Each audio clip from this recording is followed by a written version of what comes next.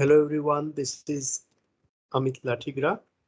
In this video, I'm going to discuss about another API of HTML5 through which we can store the data in terms of web storage. Prior to this, we use the concept of cookies to store the data. Unlike cookie, this web storage allows a large amount of data which you can store securely within the browser without affecting the website performance. There are two versions. One is we can store the data session wise, and second one is we can store the data permanently within the system. So let's check both the versions one by one. First, let's check how to store data permanently, and then I will discuss how to store it session wise. So to begin with, what I want to do, I want to have one label. So let's have one label through span is my message.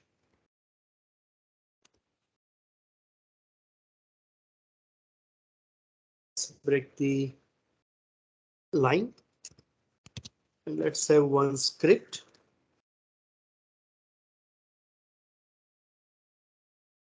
What I want to do on a simple load of this page, I want to store a data.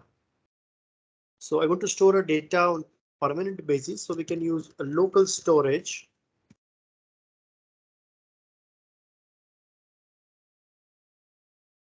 So local storage dot set item. It is going to take two arguments. One is name of the identifier. I want to recognize it as a first name, and second one is value. The code, let's check an output. So I refreshed my page, so data is stored locally. Now let's try to fetch this within the label. Access label here. To document object model. So document dot get element by ID and say my message. Let's set its text of inner text. Let's fetch it from local storage. I need to call get item method as an argument name of identifier. So let's save, let's refresh. So whatever item we have stored earlier, I have printed the same thing in this label. Now what I want to do, let's remove this stored item. Local storage dot instead of set item, name of the function is remove item, and then we need to provide identifier which we want to remove. So let's save, let's check an output, and let's try to print its value in this label. So we are not getting its value as we have removed it. Let's store it again. And let's try to fetch it in label back. Now what I want to do, I want to close this browser and let's open it again. So let's try to fetch that page, that is HTML5 demo. Let's open it in browser. And again, it is showing the same value. So in this way, we can store the data permanently. It is not related to session. Now let's store data session wise.